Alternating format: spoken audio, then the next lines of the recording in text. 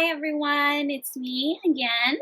And today I have something to show you before we see our Bible story. Does anybody know what this is? You probably have seen this a lot during this time. If you go to the doctor's, if you've been to the doctor's office or to other places, but it's a thermometer. It's a thermometer, and people use this to check your temperature to make sure that you're not sick. Now, I know a lot of you have seen it because your parents probably have used a thermometer at one point or another when you're sick. So, and I want you to think about that for a little bit. I want you to think about how when you are sick, what do your parents usually do when you're sick? So go ahead and think about, maybe share with your mom and dad, what are some things that they do? Yeah, most parents, when you are sick, they check on you, they take you to the doctor, they try to make you as comfortable as possible, give you ice packs, maybe hug you all night to make sure that you're okay. Well, today's Bible story has to do with somebody who was really, really sick. He was so sick, in fact, that he actually died. But we're gonna see what our favorite person in the Bible, Jesus, what he did. So I'll see you after the Bible story. Stories of the Bible. Jesus raises Lazarus from the dead. This is Jesus, Heyo! who is the Son of God and the Savior of the world.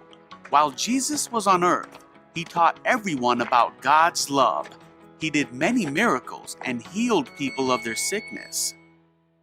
Jesus had a friend named Lazarus who was very sick. He had two sisters named Mary That's okay. and Martha, Here you go. who sent a message to Jesus telling him, "Lord, your dear friend is very sick." So come on! But when Jesus heard about it, he said, "Lazarus' sickness will not end in death. No, it happened for the glory of God." What? So although Jesus loved Martha, Mary, and Lazarus, he stayed where he was for the next 2 days. Alright, let's go! Finally, he said to his disciples, "Let's go back to Judea." Are you sure? But his disciples did not think this was a good idea because the people in Judea had tried to kill Jesus. But Jesus told them they were going anyway. He said, "Our friend Lazarus has fallen asleep, but now I will go and wake him up." It'll be okay. The disciples thought Jesus meant Lazarus was simply sleeping. So Jesus told them plainly, "Lazarus is dead. What? And for your sakes, I'm glad I wasn't there. For now you will really believe. Come, let's go see him." Thomas said to his fellow disciples, "Let's go too and die with Jesus." When Jesus arrived at Bethany, he was told that Lazarus had already been in his grave for 4 days. Many people had come to be with Mary and Martha because their brother had died. When Martha got word that Jesus was coming, she went to meet him. Martha said to Jesus, "Lord, if only you had been here, my brother would not have died. But even now I know that God will give you whatever you ask." Jesus told her, "Your brother will rise again." "Yes," Martha said, "he will rise when everyone else rises at the last day." Jesus told her, "I am the resurrection and the life. Anyone who believes in me will live even after dying. Do you believe this, Martha?" "Yes, Lord," she told him. "I have always believed you are the Messiah, the Son of God." Then she returned to Mary. She told Mary, "The teacher is here and wants to see you." So Mary immediately went to him.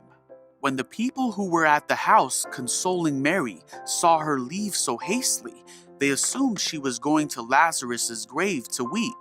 Oh, let's go too. So they followed her there.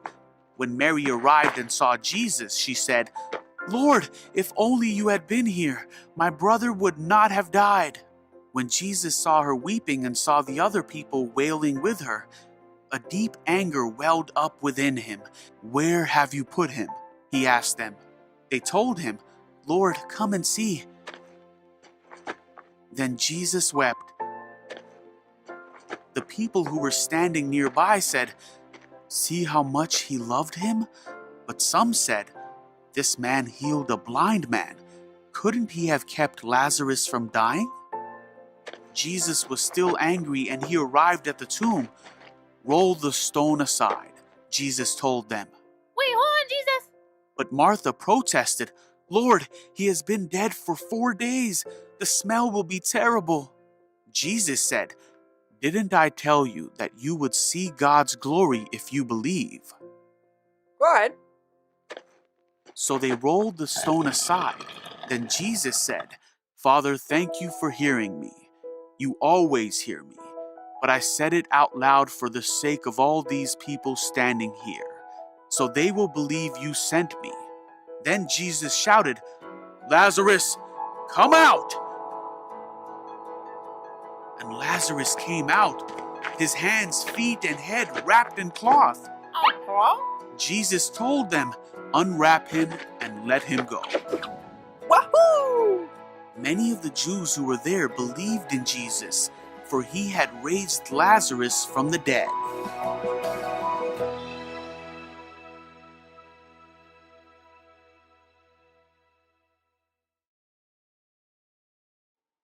Pretty incredible, wasn't it? The fact that Jesus was able to raise somebody from the dead. That in itself is, we can talk about that and learn about that for many, many days, but not today. Today, what I want to focus on is not on the miracle of what Jesus did, but on the compassion he showed. Compassion is when you care about others and you treat them with kindness and feel a strong desire to help people in need. Now, Jesus knew, because he told people, right, as soon as he entered Bethany, he told them that Jesus would live again. So he already knew he was going to bring Jesus back from the dead. But did you notice that when Jesus saw Mary crying and everybody else wailing, he cried too? He wept too? The reason that Jesus wept is because he had compassion. He saw the pain of people around him and he had a strong desire to help them. So again, compassion is when we care about others and we treat them with kindness and we have a strong feeling to help them. So today or this week, I want you to think about who you can show compassion to. And one of the ways that you can show compassion by showing them love, and the one thing that I want you to do this week, is to make a encouragement card. So think about somebody that needs compassion right now, and you can show them encouragement by making a super sweet note to them. It can be maybe your mom or dad if they're working a lot, or somebody that's sick, or a grandma that can't go out during this time. So go ahead and think, or a friend, a neighbor, go ahead and think and make them an encouragement card and write them a sweet note to show compassion to them. I look forward to seeing some of your cards on Facebook. Thank you so much and see you next week. Bye.